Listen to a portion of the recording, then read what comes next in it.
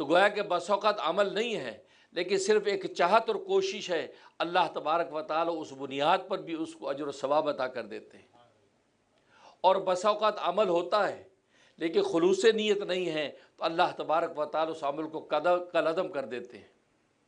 اس کو مردود کر دیتے ہیں۔ چنانچہ مشہور حدیث ہے کہ 3 شخصوں کو اللہ کے سامنے پیش کیا جائے گا، ایک قاری قرآن ہوگا، ایک اپنے وقت کا سخی ہوگا، تو گویا کہ لوگوں کو پیش کیا جائے گا، اور ایک اپنے وقت کا بہادر مجاہد ہوگا۔ اللہ تبارک و تعالیٰ قاری قرآن سے پوچھیں گے کہ تجھے ہم نے قرآن کی دولت عطا کی تھی، تم نے اس کا کیا کیا؟ کہا کہ رب ذوالجلال پورے عالم کے اندر میں نے قرآن سنایا، لوگوں کو قرآن پڑھایا، قرآن کریم کی خوب میں نے محنت کی، خوب تیری رضا کے لیے سب کچھ کیا۔ تو اللہ تبارک و تعالیٰ فرمائیں گے نہیں، تو نے خلوص نیت کے ساتھ یہ قرآن پڑھایا اور پڑھا نہیں تھا، بلکہ تو نے اس لیے پڑھا تھا تاکہ لوگ بہت بڑا قاری اور عالم تجھے کہیں، لہذا فقط قیل، لوگوں نے تجھے بہت بڑا عالم اور فاضل کہہ دیا، لہذا ہمارے پاس اب تمہارے لیے کچھ نہیں ہے۔ اللہ تبارک و تعالیٰ اوندے منہ اس کو جہنم میں ڈال دیں گے۔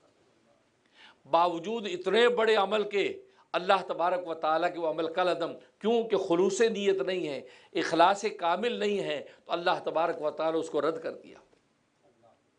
سخی کو پیش کیا جائے گا، اسے اللہ تبارک و تعالیٰ پوچھیں گے کہ تجھے میں نے اتنی مال و دولت دی تھی، تو نے کیا کیا؟ کہا کہ رب ذوالجلال تیرے راستے کے اندر تقسیم کیا، غریبوں بیواؤں بے کسوں کو یتیموں کو بانٹا، خوب تیرے مال کو اللہ کے راستے میں تقسیم کیا ہے۔ اللہ تبارک و تعالیٰ فرمائیں گے نہیں، تو جھوٹ بولتا ہے، اس لیے کہ تو نے اس لیے کیا تھا کہ تاکہ لوگ تجھے سخی کہیں کہ بڑا سخی ہے، فقط قیل، لہذا اللہ تبارک و تعالیٰ فرمائیں گے کہ دنیا میں تجھے سخی کہہ دیا گیا کہ انہ جواد، یہ بہت بڑا سخی تھا، لہذا جب دنیا میں کہہ دیا اب ہمارے پاس تمہارے لیے کچھ نہیں ہے، اوندے منہ جہنم میں ڈال دیا جائے گا۔ دیکھو عمل ہے لیکن اس کا اجر کچھ نہیں ہے، اور پہلے والے واقعے میں اجر ہے، عمل کچھ نہیں ہے۔ کیوں کہ خلوص نیت، کیونکہ انسان کا جو اندر کا جذبہ ہے اللہ تبارک و تعالیٰ اس کو دیکھتے ہیں۔ تبھی تو حدیث میں آتا ہے کہ فرشتے انسان کے عمل کو لکھتے ہیں، اللہ تبارک و تعالیٰ انسان کے قلب کو دیکھتا ہے۔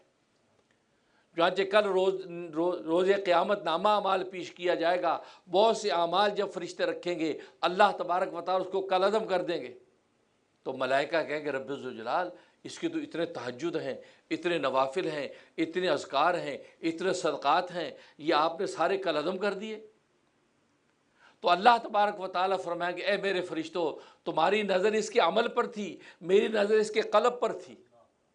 میں اس کے دل کو جھانک رہا تھا، اس نے عمل کس نیت سے کیا ہے، میری رضا کے لیے کیا ہے یا دنیا کی ریا کے لیے کیا ہے۔ اس سے چونکہ ریا کے لیے کیا تھا لہٰذا اس عمل کی میرے حق کوئی قیمت نہیں ہے۔ ظاہر کہ قلب کے اندر جو چھپا ہوا جذبہ وہ تو اللہ تبارک و تعالیٰ ہی اس پہ مطلع ہوتا ہے، ملائکہ بھی اس پہ مطلع نہیں ہوتے، ملائکہ تو ظاہری عمل کو لکھتے ہیں۔ تو اس سخی کو اوندے منہ جہنم میں ڈال دیا جائے گا۔ اور تیسرا جو مجاہد پیش کیا جائے گا، کہا کہ تجھے ہم نے دلیری اور بہادری دی تھی، تجھے قوت دی تھی، تجھے شجاعت دی تھی، تو نے کیا کیا؟ کہا کہ رب ذوالجلال تیرے راستے میں لڑا،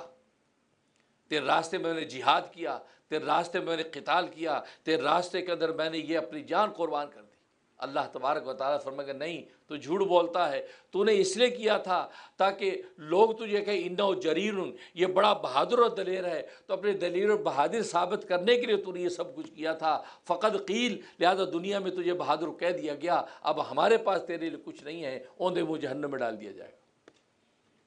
اب دیکھیں کتنا بڑا عمل ہے کہ یہاں تک اپنی جان تک قربان کر دی ہے، لیکن اللہ تبارک و تعالیٰ کے اس کی کوئی قیمت نہیں، کیونکہ وہ اس سچے جذبے کے ساتھ اس عمل کو نہیں کیا گیا تھا، لہٰذا اللہ تبارک و تعالیٰ اس کو کالعدم قرار دے دیتے ہیں۔ تو معلوم ہے اندر کا سچا جذبہ، اس پر فیصلہ